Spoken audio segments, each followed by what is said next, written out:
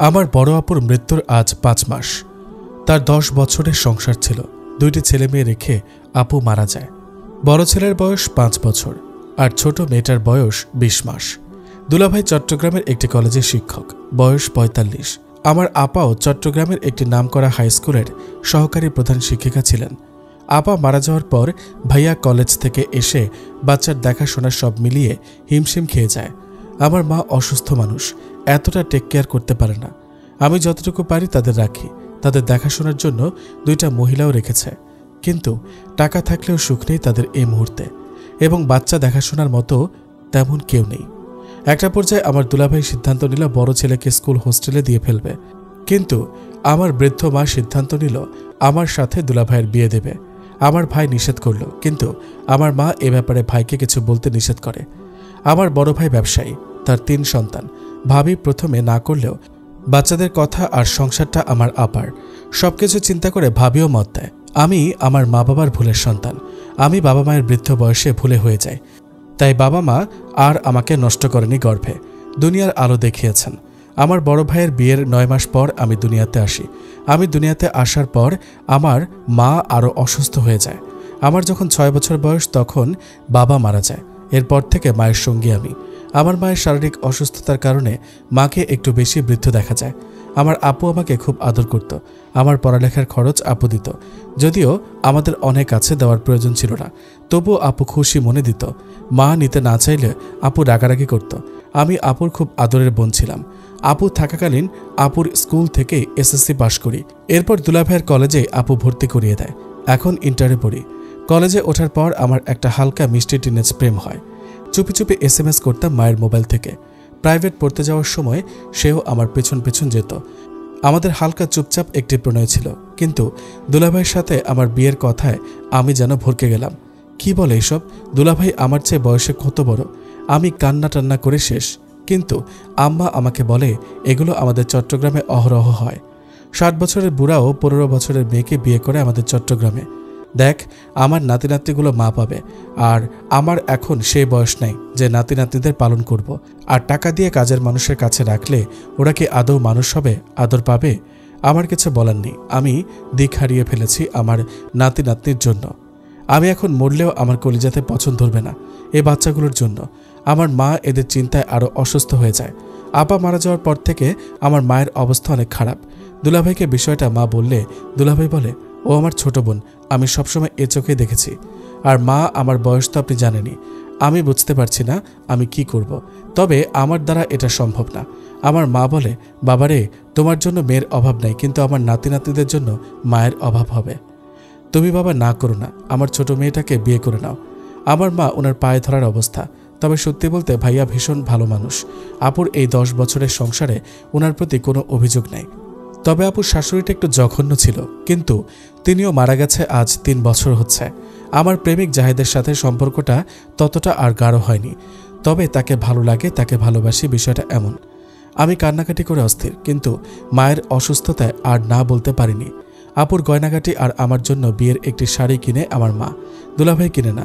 আমার মা ভাবিকে বলে ভাবি গিয়ে কিনে নিয়ে আসে। তারপর বাসায় কাজে এনে কোনো রকমে বিয়েটা হয়। বিয়ের আগে আমার ভাই আমার জন্ম নিবন্ধনটার বয়স বাড়িয়ে আনে ঘুষ দিয়ে। আমি সদ্য ১৭ বছরের একটি মেয়ে ৪৫ বছরের একজনের সাথে বিয়ে হলো। কবুল বলার পরপর আমি আমার রুমে ঢুকে অনেক বেশি কান্না করি, রাগে দুঃখে সব খুলে ফেলি। আমার ওই সময়ে মনে হয়েছে আমি যদি কোথাও গিয়ে বাঁচতে পারতাম। সেদিন কারোর সাথে কথা বলিনি, রাতেও খাইনি। পরের দিন সকালে ভাবি ডেকে আমাকে খাওয়ায়। আমার আপুর মেয়ে জান্নাত মলত্যাগ করেছে, ওকে পরিষ্কার করে খাওয়ালাম। ছেলে মেহেদি বসে বসে টিভি দেখছে। আমি চুপচাপ ওদের পাশে বসে আছি, জান্নাতকে কোলে নিয়ে। মেহেদি আমাকে বলল, খালামণি, আমি আপেল খাবো। আমি উঠে আপেল কেটে দিলাম। তারপর জান্নাতকে নিচে কার্পেটের উপর বসিয়ে অনেকগুলো খেলনা দিয়ে রান্নাঘরের দিকে গেলাম। ভাবি রান্না করছে। ভাবিকে জিজ্ঞেস করেছি, ভাবি, আমাকে কি আর পড়তে দিবা না? ভাবি বলল, আমি মাকে বলেছি যেন HSCটা শেষ করার সুযোগ দেয়। বোন রে, তোমার নসিবে ছিল, কি করবা বলো? আর তাছাড়া বোন, দেখো, তোমার আপার সাজানো গোছানো সংসার, এখানে অন্য কেউ বিচরণ করবে আমাদেরও খারাপ লাগতো। তার চেয়ে বড় কথা বাচ্চাগুলোর জীবন। বোন, মাঝে মাঝে মানুষ স্বার্থপর হয় খুব, কারণ অন্য কোনো জীবন যদি জড়িত থাকে। বোন, কবুল যখন পড়েছিস, বিয়ে তো হয়ে গেছে, স্বামীর মতো মর্যাদা দেওয়ার চেষ্টা করিস।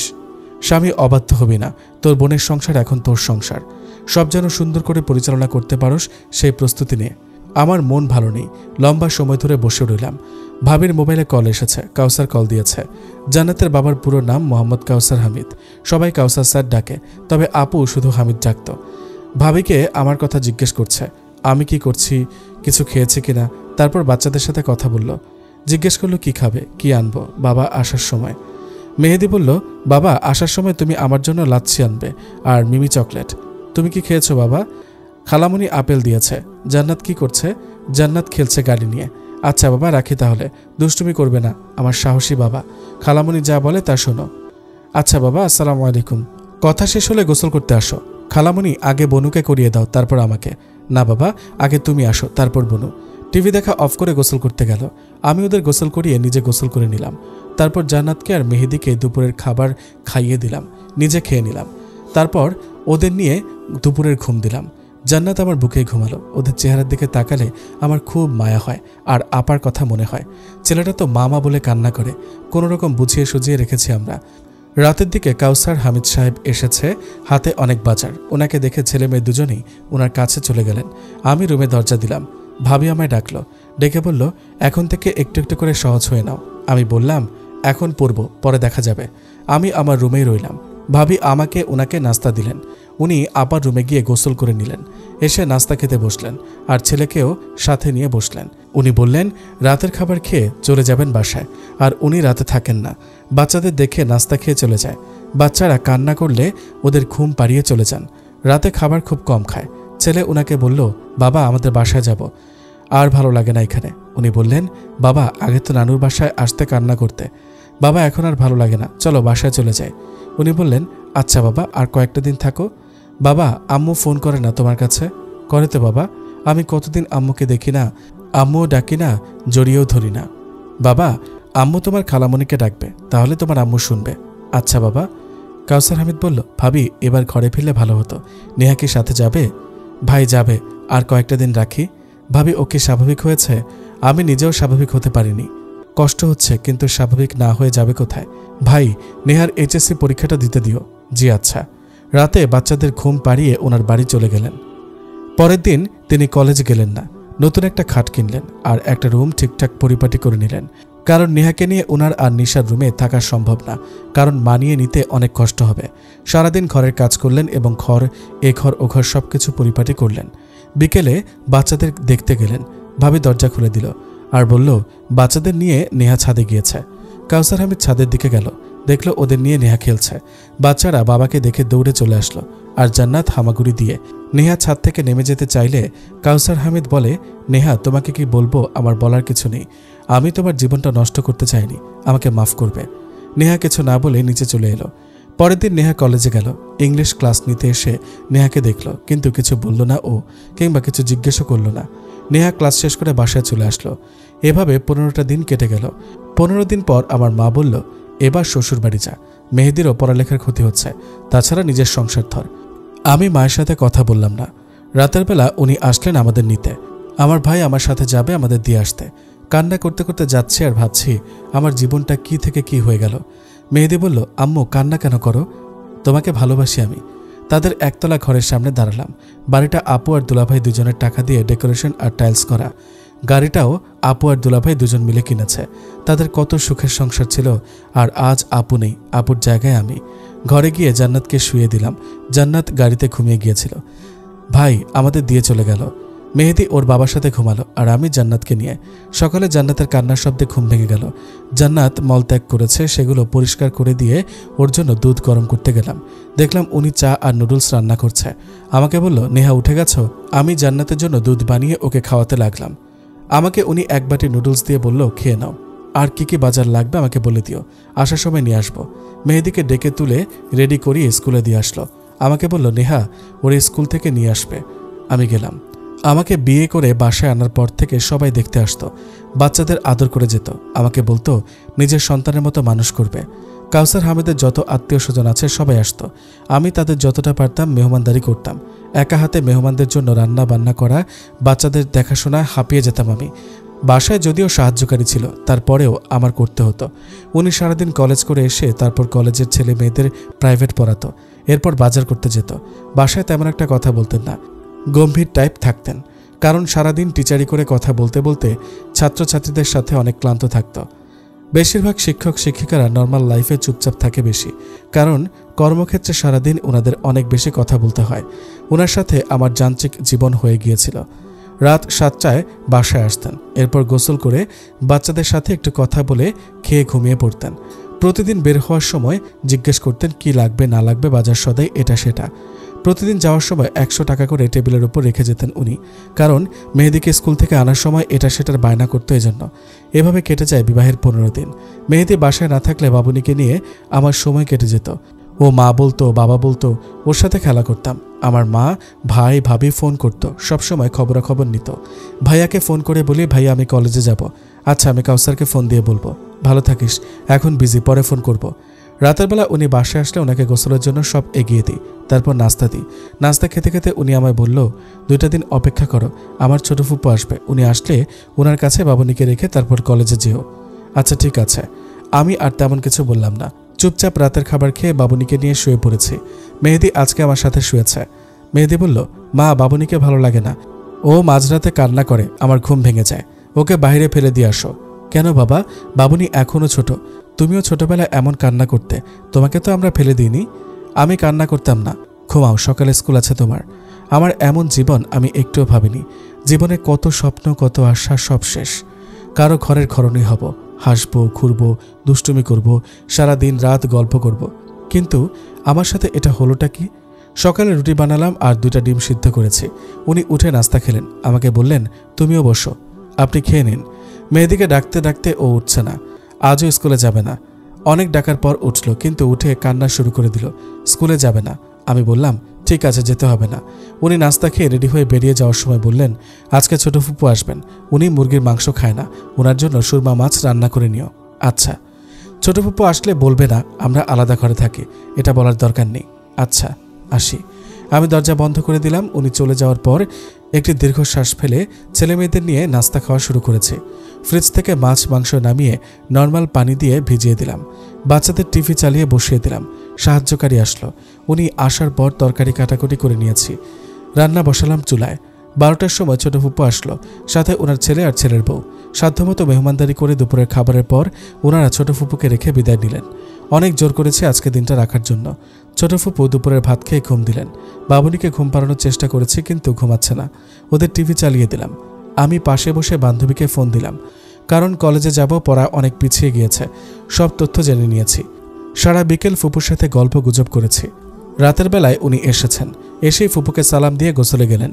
গোসল করে এসে নাস্তা খেতে ফুপুর সাথে টুকিটাকি কথা বললেন। এরপর একটু বাইরে গেলেন একটা কাজে, আসলেন রাত 10টায়। রাতের খাবার খেয়ে সবাই ঘুমাতে যাব। মেহেদি ফুপুর কাছে ঘুমাবে এমন বায়না ধরেছে। আমি দিতে চাইলাম না, কিন্তু ও ওখানে গিয়ে শুয়ে পড়েছে। উনি বললেন, আজ আমরা একসাথে থাকব। উনি আমাদের রুমে গিয়ে বাবুনিকে নিয়ে শুয়ে পড়লেন। আমার যেতে ইচ্ছা করছে না। আমি অনেক সময় ধরে ড্রয়িং রুমে বসে টিভি দেখছি।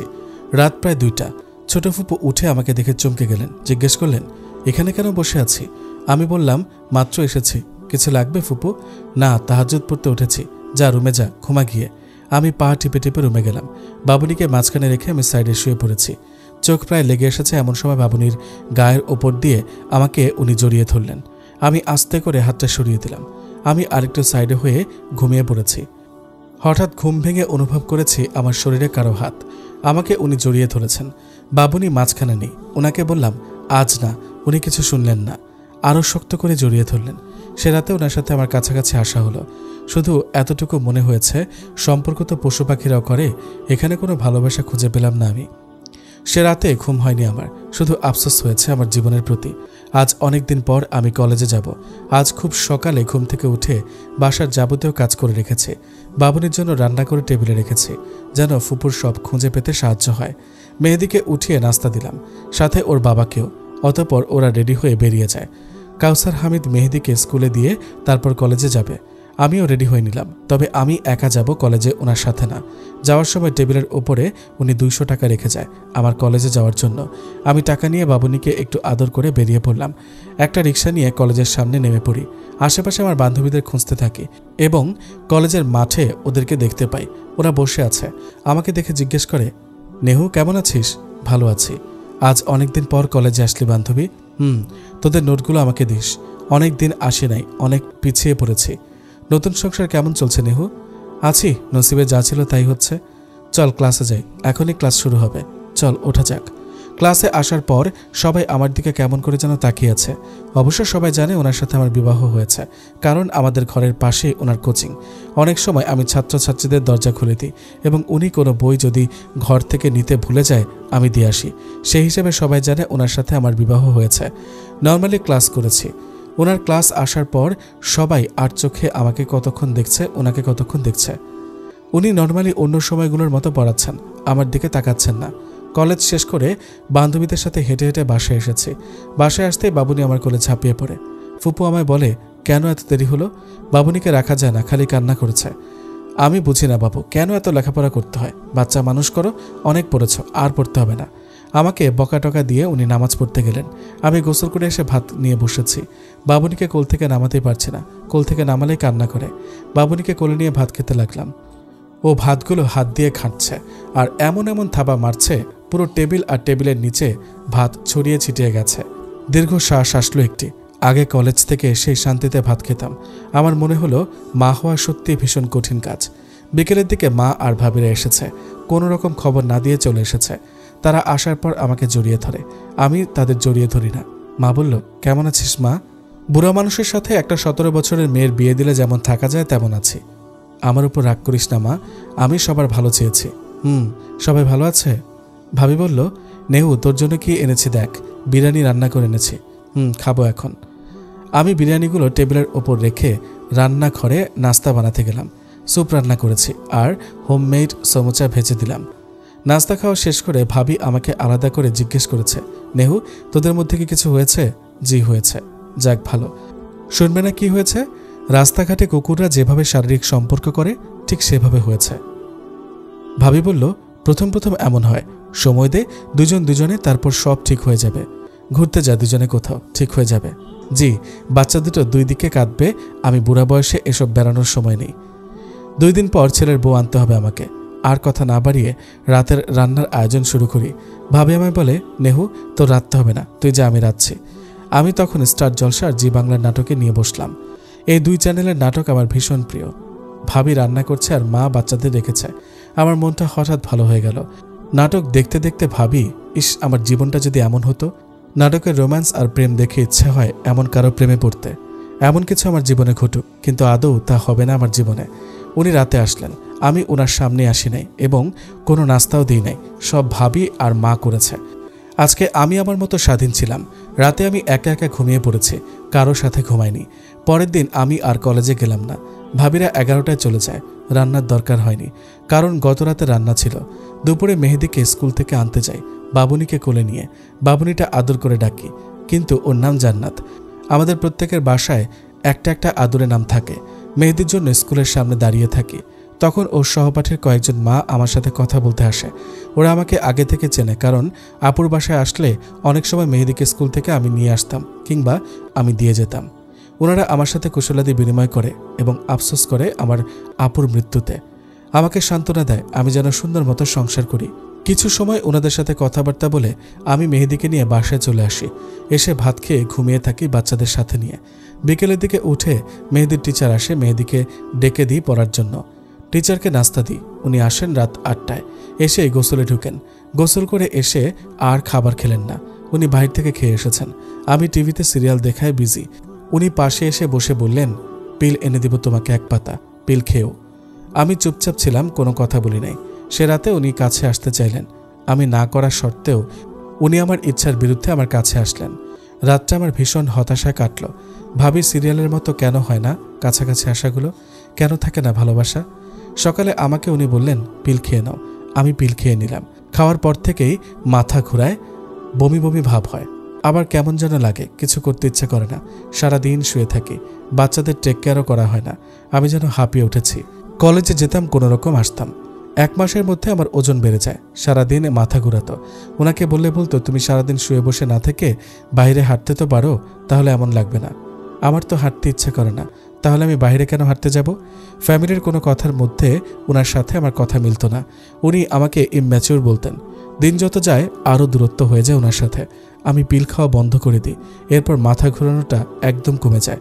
আমি টোটালি শারীরিক সম্পর্ক বন্ধ করে দিই এবং এক পর্যায়ে বলি, ওনার সাথে আমার হবে না আমার। উনি কোনো কথা মনোযোগ দিয়ে শুনতেন না আর বলতেন আমি বেশি কথা বলি। একদিন তো আমি বলেই ফেললেন, আমি নিশিয়াপুর মতো না, আর নিশিয়াপুর মতো কখনো হতেও পারবো না। আমি চরম হতাশায় দিক বেদিক হারিয়ে ফেলি। বাচ্চাদের রেখে আমি আমার বাসায় চলে আসি। আম্মা আর ভাবিকে বলি, যদি তোমরা কথা বাড়াও তাহলে আমি সুইসাইড করব। ফাইনাল পরীক্ষার আর বেশি দেরি নেই।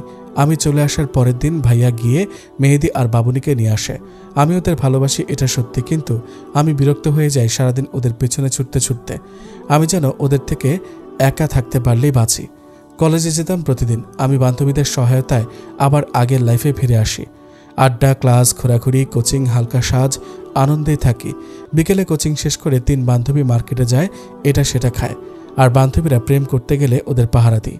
3টা মাস ওনার সাথে কোনো ধরনের যোগাযোগ আমি রাখিনি এবং উনি বাসায় আসলে আমি লুকিয়ে লুকিয়ে থাকি। ফাইনাল পরীক্ষা শেষ হয়ে যায়। নানার বাড়ি বেড়াতে যাব। আমার কাজিনরা বারবার শুধু ফোন করে যাওয়ার জন্য। মেহেদি আর বাবুনিকে মা আর ভাবি রাখে। নানুর বাড়ি যাওয়ার আগের দিন আমি আমার রুমে ঘুমিয়ে আছি। হঠাৎ মাঝরাতে আমাকে কেউ জড়িয়ে ধরে। ঘুম ভেঙে দেখি কাউসার হামিদ। উনি আমাকে বলে, কেন এমন করছো? কেন দূরে দূরে থাকছো? একটুও কি ভালো লাগা হয়নি আমার প্রতি? আমি ওনাকে বলি, ছাড়েন আমাকে, আপনার মুখের দুর্গন্ধ আমার সহ্য হচ্ছে না। উনি আমাকে ছাড়লেনই না। উনি বললেন, আমি তোমার থেকে একটা বাচ্চা চাই। আমি বারবার বলি, আমাকে ছাড়েন, আমার ভালো লাগছে না। ওনার জড়িয়ে ধরাতে আমি আরও ব্যথা পাচ্ছি গায়ে। আবারও বললাম, ছাড়েন আমাকে, তুমি আমার বউ, আমি তোমাকে ছোঁয়ার অধিকার রাখি। আমি একটা বাচ্চা চাই। এবার আমি চিৎকার করে আম্মাকে ভাইয়াকে ডাকা শুরু করি, কান্না করে দিই। বাসার সবাই উঠে যায়। আমি কান্না করে ভাইয়াকে জড়িয়ে ধরে বলি, ভাইয়া আমাকে মেরে ফেলেন, কিন্তু এই লোকের সাথে আমাকে আর রাখেন না, আমি মরে যাব। ভাইয়া ভাবিকে বললেন আমাকে ওনার সাথে রুমে নিয়ে যেতে, আর আজ রাতটা আমার সাথে থাকতে বললেন। ভাইয়ার কাছে কাউসার হামিদ ভীষণ ভালো মানুষ এবং আমার পরিবারের কাছেও উনি জামাই হিসেবে ভীষণ ভালো। ভাইয়া ওনাকে বললেন, আমরা নেহুকে বোঝাবো, একটু ধৈর্য ধরেন। পরের দিন আমি নানার বাড়ি চলে আসি। নানার বাড়ি এসে আমি মহা খুশি। আমার কাজিনদের সাথে একসাথে ভাত খাওয়া, পুকুরে গোসল করা আর ফসলের ক্ষেত ও আইলের মধ্যে হাঁটা। আমার জীবনের সব দুঃখ যেন ভুলেই গেলাম। কাজিনদের সাথে ঘুমানোর মজাই আলাদা। গভীর রাত পর্যন্ত শুধু গল্প আর গল্প। নানার বাড়িতে আসার 10 দিন পর আমার ভাবি আসে মেহেদিকে নিয়ে। ভাবি এখানে আসার পর সব ভাবিকে খুলে বলি, আর এটা বলি, ভাবি বিয়ে যখন হয়ে গেছে তখন আর তো কিছু করার নেই। উনি সারাদিন বাইরে থেকে এসে অল্প কয়েকটা কথা বলে ঘুমিয়ে যান। আমি যদি কথা বলি নিজে থেকে, তাহলে আমি নাকি বেশি কথা বলি। বাচ্চাদের নিয়ে খেললে এবং ওদের সাথে দুষ্টুমি করলে বলে আমার সংসারে মন নাই, আমার কোনো কথার দাম নেই। আমি তো মানুষ, তুমিও তো ভাইয়ার সাথে সংসার করছো, কত সুন্দর করে একে অপরের সাথে কথা বলো। এসব দেখলে আমার মন প্রাণ জড়িয়ে যায়। উনি তো আমাকে ভালোবেসে একটু জড়িয়ে ধরতে পারে, একটা চুমু তো দিতে পারে। আজ বিয়ে হয়েছে এতদিন কখনো একটা চুমু দিয়েছে কিনা জিজ্ঞেস করো। উনি যখন কাছে আসে তখন বিষয়টা এমন, কাপড় খোলো, তারপর ওনার চাহিদা মিটলো, উনি আর কোনো আশেপাশে তাকাবেন না। আরেকজন তৃপ্তি পেল কিনা তাও দেখার বিষয় না। আর পুরো শরীরের ভর কেন উনি আমার গায়ে দেন, আমার নিঃশ্বাস বন্ধ হয়ে যায়। বাচ্চাদের সাথে একটু দুষ্টুমি করলে বলে আমি নিশি আপুর মতো না, আপু তো আপুর জায়গায়, আমার বয়স আর আপুর বয়স দেখো। আমি কিছু চাই না, আর 5টা মানুষ যেভাবে সংসার করে আমিও সেটা করতে চাই। আচ্ছা আমি গিয়ে কথা বলবো তোর ভাইয়ের সাথে, তুই মেহেদিকে সাথে রাখ, ওর টেক কেয়ার করিস। ভাবি চলে গিয়েছে। মেহেদিকে পেয়ে আমরা কাজিনরাও খুশি। এর মধ্যে হুট করে আমার মামাতো বোনের বিয়ে ঠিক হয়ে গেল। আনন্দ যেন আমাদের আরও পেয়ে বসেছে। বিয়েতে আমাদের ঘরের সবাই আসে। কাউসার হামিদও আসেন বাবুনিকে নিয়ে। ওনাকে দেখে আমি আরও লুকিয়ে থাকি। আমার ওনার সামনে যেতে ইচ্ছা করে না। গায়ে হলুদের দিন খুব সুন্দর করে শাড়ি পরে মেকআপ করেছি। এখন স্টেজে ভিডিওতে উঠবো সবাই মিলে, কিন্তু সামনে চেয়ারে বসে রয়েছেন সবাই। তারা দেওয়াতে আমিও উঠলাম। দেখলাম আমার দিকে তাকিয়ে আছে। আমি দেখেও না দেখার ভান করে রইলাম। রাতের দিকে সব কাজিনরা মিলে গানের তালে তালে বিয়ে বাড়িতে যে যেমনি পেরেছি নাচতেছিলাম। না নাচলে কাজিনরা টানাটানি করে জোর করে নাচাচ্ছিল। আমি যখন নাচছিলাম উনি তখন ছিলেন না। তখন রাত প্রায় 2টা। নাচানাচি আনন্দ করে সবাই যখন ক্লান্ত, ফজরের আগে আগে করে ঘুমিয়ে যাওয়ার জন্য সবাই ঘরে ঢুকছি। তখন ভাবি আমাকে ডেকে বলে কাউসার হামিদ জাগছে। ভাবি আমার ব্যাগগুলো বের করে গুছাচ্ছে। ওনার নাকি কি ইমার্জেন্সি কাজ পড়েছে, চলে যেতে হবে। আমি বললাম আমি কেন যাব, ওনাকে যেতে বলো। মা বলল বিয়েটা গুরুত্বপূর্ণ না, স্বামীটা গুরুত্বপূর্ণ। ভাবি অবশ্য অনেক জোর করে বলেছে যেন বিয়েটা খেয়ে বিকেলে চলে রওনা দিই। আমি আসতে চাইনি, আমাকে জোর করে নিয়ে এসেছে। বাবুনি তখন ঘুম, মেহেদিও ঘুম। মেহেদিকে ডেকে তুলল আর বাবুনিকে আমার কোলে দিয়ে গাড়িতে তুলে দিল। উনি গাড়ি চালাচ্ছেন। বাবুনি আমার কোলে ঘুম আর মেহেদি আমার উরুর উপরে মাথা রেখে ঘুমাচ্ছে, পাগুলো সিটে দিয়ে। আমার দিকে কেমন রাগে রাগে লুকে তাকাচ্ছেন উনি।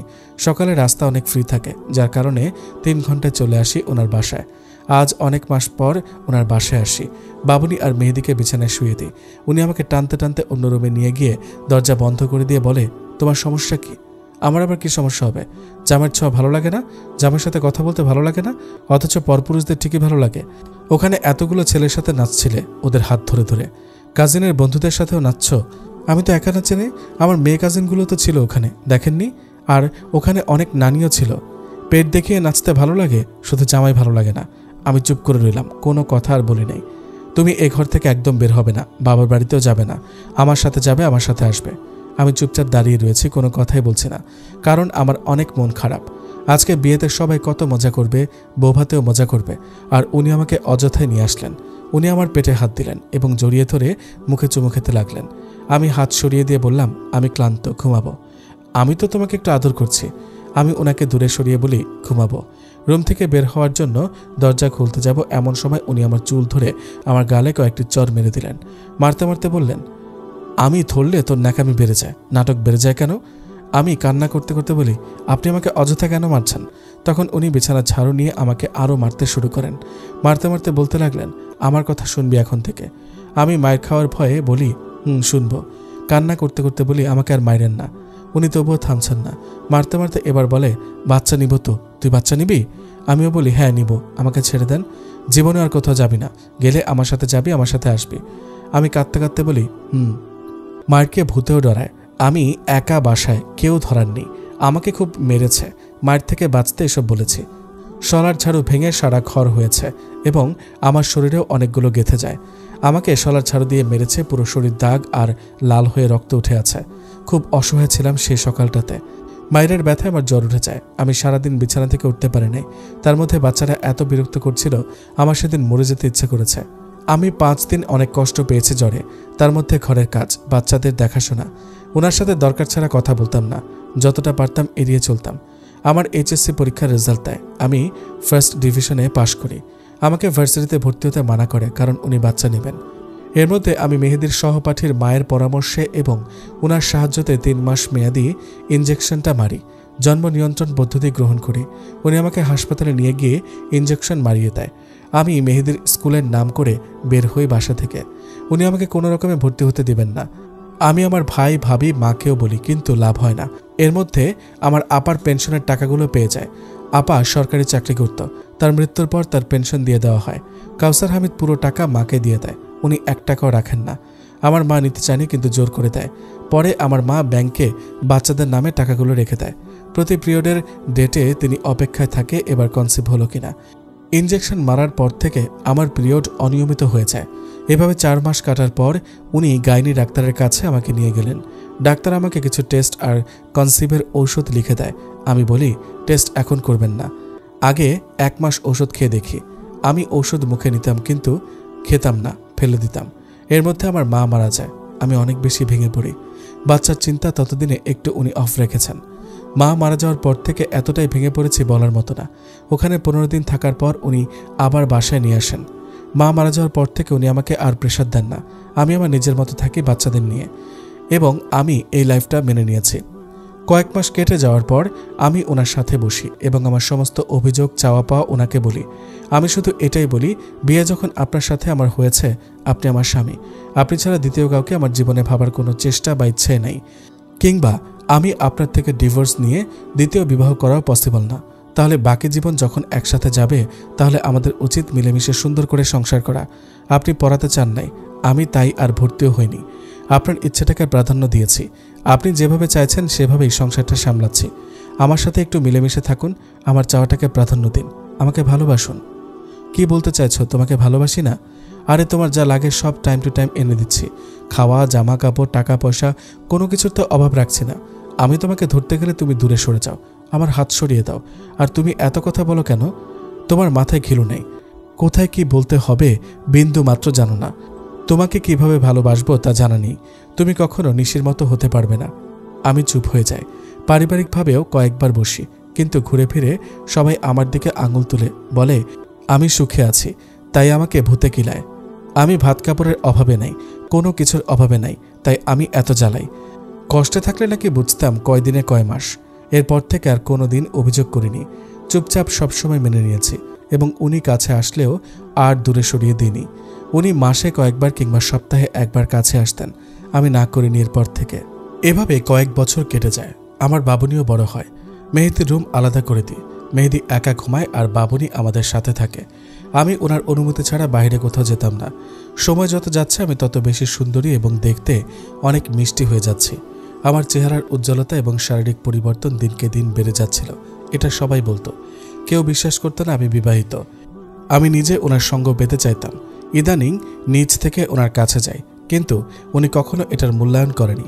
বলতো আমার শারীরিক সমস্যা হচ্ছে, মানুষের এত দৈহিক চাহিদা ভালো না। আমি যখন ওনার সঙ্গ চাইতাম উনি এড়িয়ে যেতেন এবং ওনার ইচ্ছে মতোই হতো। একসময় আমি ওনাকে বলি আমি যদি বাহিরে পরকীয়া করি তাহলে এর জবাব আপনি আল্লাহর কাছে দিবেন। তিনি আমাকে লাথি মেরে খাট থেকে ফেলে দিয়ে বলেন বাইরে কেন পরকীয়া করবি, আমি দিয়ে তোর হচ্ছে না? তিনি আমাকে মেহেদির স্কেল দিয়ে অযথাই আঘাত করলেন। বললেন ছেলেরা ৮০ বছর বয়স হলেও তোর থেকে ইয়ং মেয়ে পায় আর বাচ্চা জন্ম দিতে পারে। যেমন আছিস সেভাবে থাকবি, বেশি সুখে আছিস এজন্য এত সমস্যা। আমি বলি অনেক সুখে আছে, আর কিছু বলি না। উনি রাতে আমাদের সাথে আর ঘুমায়নি, মেহেদির সাথে গিয়ে ঘুমায়। আমিও ডাকি নাই। এরপর থেকে আমাদের বিছানা একদম আলাদা হয়ে যায়। আমি বাবুনিকে নিয়ে আমার রুমে থাকতাম। উনি সপ্তাহ কিংবা মাসে আমার রুমে মাঝরাতে আসতেন। ওনার চাহিদা হয়ে গেলে আবার চলে যেতেন। আমি ওনাকে বলি আপনি যাবেন না, আপনার বুকে ঘুমাতে চাই। উনি বলে এত ঘুমানো লাগবে না। কয়েকবার চেষ্টা করেছে একসাথে ঘুমানোর, কিন্তু এরপর আর কখনো আমি ডাকিনি আর উনিও আসেন নাই। তবে ওনার চাহিদা হলে মাঝরাতে আসলে আমি কখনো না বলতাম না। বিয়ের ৪ বছর পর হঠাৎ উনি খুব অসুস্থ হয়ে যায়। ওনার হাতে পায়ে পানি চলে আসে, মাথা ঘুরায়, বমি করে। দীর্ঘদিন যাবৎ কলেজে যেতে পারে না। সবসময় কোমরের পিছনে ওনার ব্যথা করে এবং মূত্র ত্যাগ করার সময় উনি কান্না করে দেন। ডাক্তার ঔষধ প্রথম থেকে চলতে থাকে। ওনার কিডনি একটি ড্যামেজ পুরোটাই, আর আরেকটি 15% কোনোরকম ভালো আছে। আগেও কোমরে ব্যথা করত। উনি মনে করতেন সারাদিন বসে থাকতে হয়, এজন্য নর্মাল ফার্মেসি থেকে ব্যথার ওষুধ এনে খেতেন। ওনাকে ইমার্জেন্সি মেডিকেল ভর্তি করানো হয়। আমার ভাই ইন্ডিয়া নিয়ে যাওয়ার জন্য সমস্ত প্রস্তুতি নিয়ে ফেলে। আমি হাসপাতাল আর বাচ্চাদের টেক কেয়ার পুরো সব আমার কাঁধে চাপে। আমি বাচ্চাগুলো ভাবির কাছে দিয়ে আমি হাসপাতালে থাকতাম, ওনার পাশে বসে থাকতাম, ওনার মাথায় হাত বুলিয়ে দিতাম। সবসময় বলতাম আপনার পাশে আমি আছি, আমি আপনাকে ছেড়ে যাব না। ডাক্তাররা কিডনির প্রতিস্থাপনের জন্য বললেন ইমার্জেন্সি। আমার ভাই আর তার কলিগরা অনেক খোঁজ করতে লাগলেন। কিডনি কেউ সেল করতে রাজি হয় না, আর যারা সেল করবে বলে তাদের সাথে কোনো কিছু মেলে না। তখন মনে হয়েছিল এত এত গরিব অসহায় মানুষ আছে যাদের টাকার অনেক প্রয়োজন, সারাদিন হাত পেতে থাকে টাকার জন্য। আমরা 10 লাখ টাকা দিব বলেছি, তারপরেও তারা রাজি হয় না। অনেক খোঁজাখুঁজির পর ভাগ্যক্রমে একজনকে পেয়ে যায় এবং তার সাথে সব ম্যাচ করে। ইমার্জেন্সি পাসপোর্ট বানিয়ে তাকে পাশের দেশ ইন্ডিয়াতে নিয়ে যায়। ইন্ডিয়ায় যাওয়ার আগে তার পরিবারের হাতে ক্যাশ 2 লাখ টাকা দিই আমরা, এবং বাকি 8 লাখ অপারেশনের আগের দিন দিব বলি। ভারতে যাওয়ার পর হোটেলে উঠি। অপারেশনের জন্য সমস্ত কিছু প্রস্তুতি শেষ। 2 দিন পর অপারেশন হবে। যে লোকটাকে নিয়ে আমরা ভারতে যাই অপারেশনের আগের দিন, শুধুমাত্র উনি ওনার পাসপোর্ট নিয়ে পালিয়ে যায়। ওনার সাথে কোনো টাকা পয়সা কিছু ছিল না যে গাড়ি ভাড়া দিয়ে আবার বাংলাদেশে যাবে। অনেক খোঁজাখুঁজি করেছি কোনো বিপদে পড়ল কিনা, কিন্তু না, ওনাকে খুঁজে পেলাম না। এদিকে কাউসার হামিদের জীবন মৃত্যুর খুবই কাছে। ডাক্তাররা বলে দেয় 7 দিনের মধ্যে কিডনি প্রতিস্থাপন করতে না পারলে ওনাকে বাঁচানো পসিবল না। উনি পুরো লাইফ সাপোর্টে।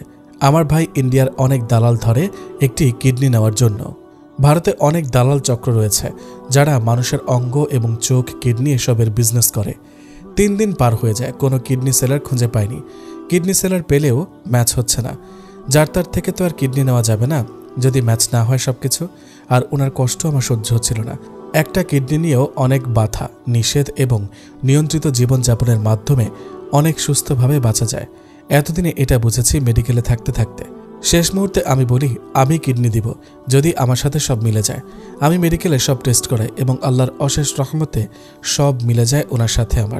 আমার ভাই সেদিনও নির্বাক ছিলেন, একটা টু শব্দ করেনি, শুধু জড়িয়ে ধরে কান্না করে বলেছেন একটা ভাইয়ের জন্য, 2টা সন্তানের পিতার জন্য, আর আমি আমার বোনটার জীবন নষ্ট করে দিলাম। কাউসার হামিদ কখনো আমার ভাইকে বউয়ের ভাইয়ের চোখে দেখেনি এবং আমার পরিবার ও তাকে নিজের পরিবার মনে করে। কাউসার হামিদ আমার পরিবারের জন্য ভীষণ ভালো ছিল। অপারেশনের আগের মুহূর্তে আমার শুধু কান্না আসতো আর নামাজ পড়তাম, কিন্তু ওনার চেহারা আর কষ্ট দেখলে নিজের সব কষ্ট ভুলে যেতাম। অপারেশনের আগে উনি আমাকে বলেন, আমার কিছু হলে তুমি আমার 2 সন্তানকে আগলে রাখবে। বাংলাদেশ থেকে ভারতে যাওয়ার আগে উনি ওনার 2 সন্তানকে আমার হাতে তুলে দিয়ে যায়। যদি অপারেশনের সময় ওনার কিছু হয়ে যায়, মৃত্যু ভয় সবারই থাকে।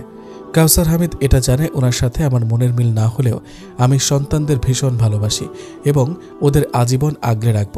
অপারেশনের একদিন আগে থেকে আমার একদম ভারী খাওয়া নিষেধ, শুধু লিকুইড জাতীয় খাবার খেতে দেয়। আমাকে ভর্তি করিয়ে নেয় এবং পুরো অবজারভেশনে রাখে একদিন আগে থেকে। আল্লাহর অশেষ রহমতে কিডনি প্রতিস্থাপন ভালোভাবে হয়। আমার 5 ঘন্টা পর হুঁশ আসে, অপারেশনের পর আর ওনার একদিন পর।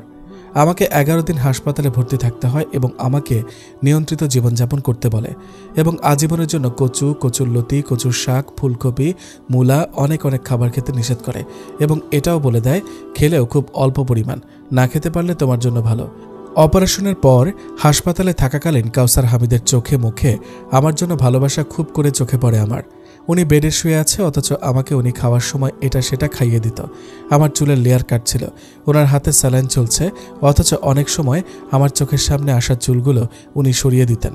ভারতে 3 মাস থাকার পর আমরা বাংলাদেশে আসি এবং 3 মাস পর আবার যেতে বলে। ভারতের ডাক্তার নার্সরা অনেক মানবিক এবং ওখানে চিকিৎসা ব্যবস্থা অনেক হাতের নাগালে। টেস্টের টাকাও অনেক কম লাগে। পালিয়ে যাওয়া লোকটা বর্ডার দিয়ে নাকি লুকিয়ে বাংলাদেশে এসেছে। কাউসার হামিদ ওনাদের থেকে 2 লাখ টাকা নিতে নিষেধ করে দেয়, আর টাকাটা নিতে চাইলেও আর নেওয়া যেত না, কারণ টাকাটা তারা খরচ করে ফেলে আর দেওয়ার সামর্থ্য নেই তাদের। দেশে আসার পর আমার সংসারটা প্রাণ ফিরে পায়। উনি কলেজে যেতেন না, মেহেদি স্কুলে চলে যেত। বাবুনিকেও স্কুলে দিয়ে আসার পর উনি আর আমি পুরো ঘরময়। উনি আমার সাথে কথা বলতেন, রান্নাঘরে চেয়ার নিয়ে বসে থাকতেন, পেঁয়াজের খোসা ছাড়িয়ে দিতেন। যেদিন ওনার খারাপ লাগতো শুয়ে থাকতো বিছানায়, আমাকে বলতো তুমি রুমে সব নিয়ে এসে কাটাকাটি করে নাও। আমিও রুমে তরকারি সব নিয়ে এসে নিচে বসে কুটে দিতাম আর উনি খাটে শুয়ে থাকতেন। আমাকে একটু পরপর নেহা নেহা বলে ডাক দিতেন। একসাথে খাবার খেতাম, বাবুনির সাথে খেলতাম। আর মেহেদি বড় হয়ে যাওয়াতে লজ্জা পেত আমাদের সামনে বেশি সময় বসলে। উনি অসুস্থ হওয়ার পর শারীরিক সম্পর্ক একদম অফ, তবে আমি মানসিকভাবে ভীষণ খুশি ছিলাম। আমরা ধীরে ধীরে আবার সুস্থ জীবনে ফিরে গেলাম। উনিও কলেজে যাওয়া শুরু করলেন। কলেজে গেলে আমাকে 1 ঘন্টা পরপর ফোন দিয়ে বলতেন, নেহা কি করছো তুমি? নেহা আসার সময় কি আনবো? নেহা এটা করো ওটা করো। আমার ভীষণ ভালো লাগতো। উনি এবার বলতে লাগলেন, নেহা এবার তুমি একটা বাচ্চা নিয়ে নাও। বাবুনিও বড় হয়ে গেল, 6 বছর চলছে, এবার একটা বাচ্চা নিয়ে ফেলো। আমি কখন মরে যাই কে বলতে পারে? তাছাড়া তোমার নিজের একটা সন্তান হোক। আজকাল দুনিয়া অনেক কঠিন, নিজের সন্তানরাই দেখে না, সেখানে কখনো যদি মেহেদি আর বাবুনি তোমাকে না দেখে? আপনি তো চিন্তা করবেন না। দেখবে না কেন? অবশ্যই দেখবে। আমি সিদ্ধান্ত নিলাম এবার একটা বাচ্চা নিব। আমি জন্ম নিয়ন্ত্রণ পদ্ধতিটা বাদ দিলাম। একদিন উনি আমাকে বললেন, নেহা রেডি হয়ে নাও, একটু বাইরে যাব। কোথায় নিয়ে যাবেন আপনি? চলো, গেলেই দেখতে পাবে। অতঃপর ব্যাংকে নিয়ে গিয়ে আমাকে ওনার অ্যাকাউন্টে নমিনি করে দেয় এবং এর কয়েকদিন পর ওনার বাড়িটা আমার নামে হেবা করে লিখে দেয়। আমি বলি, বাড়ি লিখে কেন দিচ্ছেন? আমার কিছুর তো দরকার নেই। আমার এত সম্পদের ওপর লোভ কোনো কালেই ছিল না, কারণ আমিও যথেষ্ট ধনী পরিবারের সন্তান। উনি হঠাৎ করে আবার অসুস্থ হয়ে গেলেন। নিয়মিত চেকআপে ছিলেন, তারপরেও হঠাৎ আবার পেইন শুরু হয় ওনার। পরে মেডিকেলে নিয়ে যায় এবং সেখানে টেস্টে আসে কিডনির অবস্থা ভালো না। আমার ভাই কোনো কিছু না ভেবে ইন্ডিয়া নিয়ে যায়। যে ডাক্তারের আন্ডারে ওনার অপারেশন হয় ওনার কাছে নিয়ে যায়। উনি আবার ইমার্জেন্সি ভর্তি করিয়ে দেয় এবং ডায়ালাইসিস আবার শুরু করে। উনি একদম ভেঙে পড়েন। আমি সবসময় ওনাকে সাহস দিই, বলি আপনি ভেঙে পড়বেন না, দরকার হলে আমার বাকি একটা কিডনিও আপনাকে দিয়ে দেব। উনি বলে, নেহা এমন বলো না। মেডিকেলে থাকা অবস্থায় প্রায় রাতেই উনি ঘুম থেকে ধরফর করে উঠে যেতেন আর বলতেন, নেহা আমাকে নিশি নিতে এসেছে, আমি এমন স্বপ্ন দেখলাম। আমি বলি, এমন কিচ্ছু হবে না। আমি ভাবিকে ফোন করে বলি এবং কিছু দান সদকা করে দিতে বলি। মেডিকেলে ভর্তি হওয়ার পর থেকে উনি শুধু আপুকে ওনার মা বাবাকে স্বপ্নে দেখতেন আর বলতেন, নেহা আমি মনে হয় আর বাঁচব না, আমার কিছু হলে বাচ্চাদের দেখবে তুমি। আমি সবসময় বলতাম কিচ্ছু হবে না আপনার। মেডিকেলে থাকা অবস্থায় উনি 2013 সালের 8 জুন সকালে আমাকে বলেন, নেহারে একটা বাচ্চা তো হলো না। আমি বলি, আপনি সুস্থ হন, ইনশাল্লাহ হবে। উনি তেমন নাস্তাও খেলেন না। নার্স বকাবকি করলো কেন নাস্তা খাচ্ছেন না, ওনার শরীর অনেক দুর্বল। আমার হাত ধরে বলে, নেহা তুমি একটু সামনে আসো, তোমাকে কয়েকটা চুমু দিই। উনি এটা প্রায় করতেন, আমাকে চুমু দিতেন। আমি মুখটা সামনে নিই। উনি আমাকে চুমু দিলেন কপালে গালে। এরপর দুপুরের দিকে উনি ঘুমিয়ে যান। আমি হোটেলে গিয়ে গোসল নামাজ শেষ করে ভাইয়াকে নিয়ে একটা ভাতের হোটেলে ভাত খেলাম। ভাত খেয়ে আস্তে আস্তে হেঁটে হেঁটে আসছি, তখন মেডিকেল থেকে ফোন করে ইমার্জেন্সি যেতে। আমরা কাছাকাছি ছিলাম, দৌড়ে যাই। আমি 2টার দিকে যাই মেডিকেল থেকে। আজকে কিছুটা সুস্থ ছিলেন উনি। হঠাৎ কি হলো, ওনাকে লাইফ সাপোর্টে দেওয়া হয়। লাইফ সাপোর্ট দেওয়ার 8 ঘন্টা পর উনি ব্রেন ডেড করেন। 2013 সালের 8 জুন আমি বিধবা হয়ে যাই। আমার 5.5 বছরের সংসার ছিল। ওনাকে ধরে বারবার বলছিলাম, উঠে যান না, আপনাকে ভালোবাসি আমি। আমার ভাই মেডিকেলের ঝামেলা নিয়ে বিজি। বিদেশ থেকে দেশে লাশ আনা অনেক ঝামেলা। আমি নিথর হয়ে হাসপাতালের করিডোরে বসে আছি। আমার ভাই লাশ আনার জন্য দালাল ধরে। 4 দিন পর দালালের মাধ্যমে 1,10,000 টাকা ঘুষ দিয়ে বিমানে করে লাশ সহ নিয়ে দেশে ফিরি। মেহেদি আর বাবুনিকে জড়িয়ে ধরে বলি, তোমাদের বাবাকে ফিরিয়ে আনতে পারিনি আমি। দেশে আনার পর ওনাকে দাফন দেয়া হয় ওনাদের পারিবারিক কবরস্থানে। আমি যে কি পরিমাণে ভালোবেসেছি সেটা আমি যেন ওনার মৃত্যুর পর হারে হারে বুঝতে পারছি। কাউসার হামিদ আমাদের ছেড়ে চলে যাওয়ার পর জীবন যেন অনেক কঠিন হয়ে গেল। ছোট ছোট 2টা বাচ্চা আপু আর উনি আমার কাছে আমানত রেখে গেলেন। উনি দুনিয়া ছেড়ে যাওয়ার 40 দিনও হয়নি, এর মধ্যেই ওনার পরিবার সম্পদ নিয়ে ঠেলাঠেলি শুরু করে দেয়। ওনার বোনেরা বাবুনি আর মেহেদির দায়িত্ব নেওয়ার জন্য পাগল হয়ে যায়, কারণ ওনার পেনশনের মোটা অঙ্কের একটা টাকা পাওয়া যাবে এবং সম্পদের ভাগ দেওয়া থেকে বেঁচে যাবে। আমার ইদ্যত পালন ও শেষ হয়নি, তার মধ্যে ওনারা এসব শুরু করেছেন। আমাকে বলতো, তুমি অল্প বয়সে একটা মেয়ে, বয়স আর কত হলো, তোমার সমবয়সে কারো এখনও বিয়ে হয়নি, তার চেয়ে তুমি নিজের জীবন গুছিয়ে নাও। ইদ্যত পালনের আগে ওনার ফ্যামিলির সবাই আমার বিয়ে নিয়ে পড়েছে। উনি মারা যাওয়ার পর ওনার বোন বলল, ওনার বোন থেকে নাকি উনি 5 লক্ষ টাকা নিয়েছে আর ওনার ফুপুর ছেলের থেকে 2 লাখ। এরকম করে প্রায় 21 লাখ টাকার হিসাব আমাকে দেয়। ঘরোয়া বৈঠক হয়, তখন আমার ভাই বলে, এত টাকা নিয়েছে, আমাদের তো কোনোদিন কিছু বলেনি এবং সে ধার করার মতো মানুষও না, কিন্তু ওনারা বলে আমাদের থেকে নিয়েছে, এখন ফেরত দিবেন, কথা শেষ। আপনাদের কাছে কোনো প্রমাণ আছে? আমাদের ছেলে আমাদের থেকে টাকা নিয়েছে, এটার আবার প্রমাণ কেন রাখবো? তোমরা টাকা দিতে না পারলে সম্পদ দিয়ে দাও।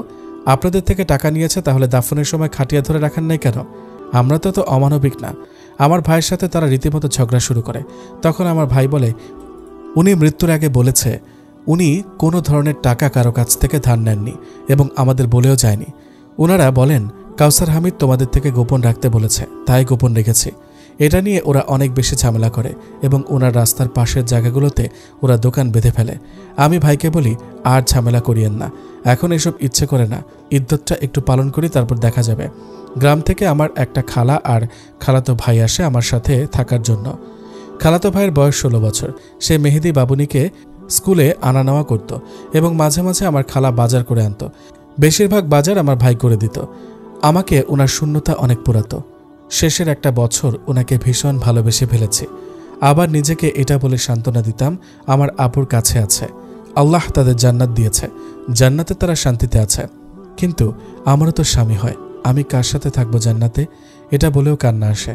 আমি কখনো নামাজে দাঁড়িয়ে ওনার সাথে জান্নাতে থাকার কথা আল্লাহকে বলিনি, কারণ আমার আপুর সাথে কে থাকবে? আপু যদি দেখে ছোট বোনের সাথে কাউসার হামিদ, ওনার ব্যবহৃত সব জিনিস ধরে ধরে দেখতাম, বাচ্চাদের জড়িয়ে ধরতাম। একদিন মেহেদি আমাকে জড়িয়ে ধরে বলে, আম্মু তুমি কি আবার বিয়ে করে ফেলবে? আমাদের ছেড়ে চলে যাবে আমাদের রেখে? মেহেদির মাথায় কি এসেছে তা আমার জানা নেই। আমি বলি, কেন বাবা, এমন কেন বলছো? সবাই বলে তোমাকে বিয়ে দিয়ে ফেলতে, তখন তো তুমি আমাদের ছেড়ে চলে যাবে। মা তুমি আমাদের ছেড়ে যাবে না, আমাকে ধরে বলো। আমি তখন মেহেদিকে জড়িয়ে ধরে বলি, না বাবা, তোমাদের ছেড়ে আমি কোথাও যাব না। এর মধ্যে আমার ইদ্যত শেষ হয় এবং আমার খালাতো ভাইটা গ্রামে চলে যায়। তার লেখাপড়ার ব্যাঘাত হচ্ছিল। মেহেদি আর বাবুনিদের নিয়ে আমার একা পথ চলা শুরু হয়। আমি তাদের মা এবং তাদের বাবা। তাদের স্কুলে দিয়ে আসা এবং নিয়ে আসা, রান্না বান্না, বাজার সবসময় আমিই করতে লাগলাম। এর মধ্যে ওদের বাবার অফিস থেকে এককালীন মোটা অঙ্কের একটা টাকা আমি পাই এবং সেটি ব্যাংকে রেখে দিই। ওদের বাবার 5টি দোকান ছিল, সেগুলো দিয়ে সংসার চলত। কাউসার হামিদের পরিবার সম্পদ নিয়ে আবার ঝামেলা শুরু করে। কাউসার হামিদের পৈতৃক সম্পদগুলো ওরা ভোগ দখল শুরু করেছে। আমি আমার ভাইয়ের সাহায্যতে ওয়ারিশ সার্টিফিকেট নিয়ে থানায় মামলা করি। অনেক থানা মামলা বৈঠক শেষ করে সম্পদগুলো আমার আয়ত্তে নিয়ে নিই। তবে গ্রামেরগুলো ওনাদের আয়ত্তে থাকে। আমি আর ঝামেলা করি না এবং ওনাদের সাথে যোগাযোগ বন্ধ করে দিই। জীবন চলছে জীবনের ন্যায়। জীবন থেকে অনেকগুলো বছর কেটে যায়। মেয়েদের এসএসসি পরীক্ষার পর কলেজে ভর্তি করে। তখন ওর বড় ফুপুর সাথে আবার সম্পর্ক ঠিক হয় এবং ওনার যাতায়াত বেড়ে যায় আমার বাসায়। ওনার কলিজা জ্বলে সবসময় ভাইয়ের বাচ্চাগুলোর জন্য। ওর বড় ফুপু যাতায়াত বেড়ে যাওয়ার পর ছোট ফুপুও যাতায়াত বেড়ে যায়। বাসায় আসতো, আমার জন্য আফসোসের সীমা থাকতো না। আমার জন্য হায় হতাশ করতো। ওনারা আসলে আমি যথেষ্ট মেহমানদারি করতাম, তবে এত বেশি মিশতে চাইতাম না। ওনারা এলে কিভাবে দুটা খাইয়ে দাইয়ে বিদায় করব সে চিন্তায় থাকতো আমার। মেহেদি সেকেন্ড ইয়ারে ওঠার পর আমার কাছে একটা মোবাইলের আবদার করে। এখনকার যুগে ওর সমবয়সী সবাই মোবাইল ব্যবহার করে। আমি আর না করিনি, ওকে একটা মোবাইল কিনে দিই। এই মোবাইল কেনার পর থেকে ছেলে আমার মহাবিজি। খেতে গেলে মোবাইল টিপে একটু পরপর বাইরে যায়। বুঝলাম ছেলে মনে হয় কারো প্রেমে ট্রেমে পড়েছে। ও ঘুমিয়ে থাকা অবস্থায় আমি ওর মোবাইল চেক দিই। দিয়ে দেখি ওর বড় ফুপুর মেয়ের সাথে ওর প্রেমালাপ এবং সম্পর্ক বহুদূর এগিয়ে গিয়েছে। চ্যাটিংয়ে দেখলাম বাচ্চার নাম পর্যন্ত ঠিক করে ফেলেছে। আমার মাথায় হাত। আমার কাছে মেহেদি তখনও পিচ্ছি। আমি যথারীতি ওর বন্ধু বান্ধব সহপাঠী এর থেকে খবর নিই এবং ওরা প্রায় সময় দেখা করে ঘুরতেও যায়। আমি মেহেদিকে বুঝাই বলি এবং বলি, বাবা তোমার এখন ভালো লাগার বয়স, তাই বলে ওর সাথে। বাবারে, তোমাদের বাবা নেই, মা নেই, আমি তোমাদের সব। আমি চাই তোমরা ভালো থাকো। বাবা একটা বয়সে গিয়ে একটা জীবনে গিয়ে তারপর এসব করো। আর তোমার এই বয়সে বন্ধু বান্ধব থাকতেই পারে। বাবা তুমি তোমার বড় ফুপুর মেয়ের সাথে এতটুকু সম্পর্ক যাওয়াতে আমি অনেক কষ্ট পেয়েছি। ওরা তোমাদের ক্ষতি চায় এবং তুমি তো জানো কিভাবে তোমার বাবার সম্পদ ওরা নিয়ে ফেলতে চায়। মেহেদি আমায় বলে আমি আর ওর সাথে কথা বলবো না।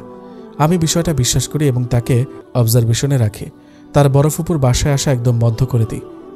কিন্তু যথারীতি ও ঠিকই আবার সম্পর্ক রেখেছে এবং আমি ওর মোবাইল চেক দিয়ে বুঝি ও চ্যাটিংগুলো ডিলিট করে দেয়। ও ঘুমন্ত অবস্থায় মোবাইল চেক দিই। ওর কয়েকদিন পরও মোবাইলের লকটা আই লক করে দেয়। আমি বিষয়টা আমার ভাই ভাবিকে জানাই এবং আমি নিজেও বিষয়টা নিয়ে অনেক অসুস্থ হয়ে যাই। একে তো আমার একটা কিডনি, তার মধ্যে প্রায় সময় শারীরিক অসুস্থতা ফিল করি। এখন আবার এগুলো আর ভালো লাগছে না। আমার ভাই বিষয়টা শুনে রেগে মেগে একদম আগুন। মেহেদিকে বকা দিয়ে ওর ফোন নিয়ে ফেলে।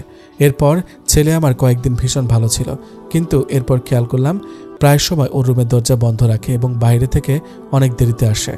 2 মাস পর আমি ওর বইয়ের ভিতরে আইফোন দেখতে পাই, তাও নতুন ভার্সন। আমি ওর সহপাঠীর মাধ্যমে জানতে পারি ওর বড় ফুপু প্রায় সময় ওর কলেজে আসে এবং সে মোবাইল মার্কেটে নিয়ে গিয়ে 1,18,000 টাকা দিয়ে কিনে দেয়।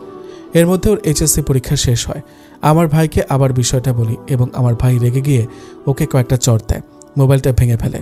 আমার চোখের পানি বাঁধ মানে না, কারণ মেহেদি এমন করবে আমার কল্পনাও ছিল না।